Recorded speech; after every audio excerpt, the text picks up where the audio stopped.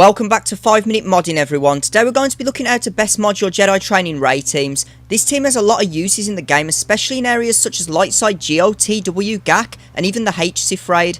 This team has stood the test of time and luckily we can keep one of the best lineups together when using it in most circumstances. It's also a great counter to many common teams such as Bounty Hunters, Crew Lead, First Order and many more. We're now going to go through how to mod each member of the team, so without any further delay, let's get started. So starting up we have the team's leader, Jedi Training Ray, who you're going to want to mod with a crit damage and crit chance set. For primaries, you're going to want protection on the circle, potency on the cross, crit damage on the triangle, and speed on the arrow. She's going to be granting 30% crit chance and crit damage from her lead to the entire team, and gaining 10% crit chance from R2's combat analysis, which is going to make using crit damage sets a lot better than offense sets for most of the damage dealers on this team. We're also going to need potency on her so she can land ability block consistently from a mind trick. For her secondaries, we're going to be looking mostly for speed, offense and potency with a minimum speed goal of plus 90 from mods. Speed is very important for her as she often needs to go fairly close to the start of the battle to mind trick a key member of the opponent's team.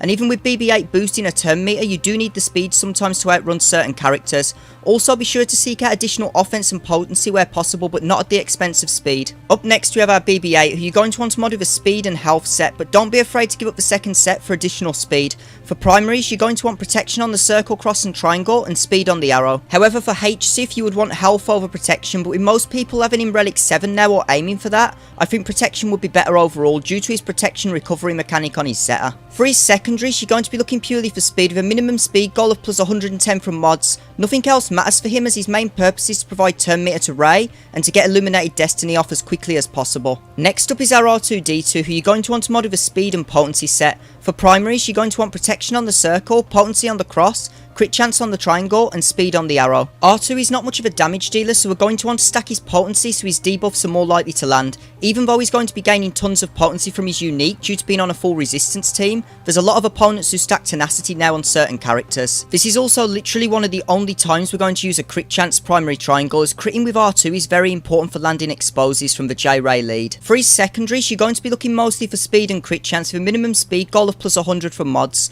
Speed is the most important thing for R2, but be sure to grab additional crit chance if you can, as long as it doesn't come at the cost to his speed. Up next is our resistance trooper, who you're going to want to mod with a crit damage and crit chance set. For primaries, you're going to want health on the circle, offense on the cross and arrow, and crit damage on the triangle. He's not going to need any speed as he gains a lot of turn meter each time an opponent becomes exposed, which is going to be happening very often on this team, so it's a lot better to boost his damage as high as possible. For his secondaries, you're going to want to focus purely on offense, literally nothing else matters on him. And finally is our Scavenger Ray, who you're also going to want to mod with a crit damage and crit chance set. For primaries, you're going to want health on the circle, offense on the cross, crit damage on the triangle, and speed on the arrow. Not too much to say for her, she's running a very standard damage build, as her hits are absolutely crazy damage, especially at high relics, which is a mandatory requirement for JRey anyway. For her secondaries, you're going to want to focus on speed and offense with a minimum speed goal of plus 75 from mods. Speed is fairly important on her, but you don't need ridiculous levels. Once a decent speed has been met, be sure to seek out additional offense to boost her already high damage even further.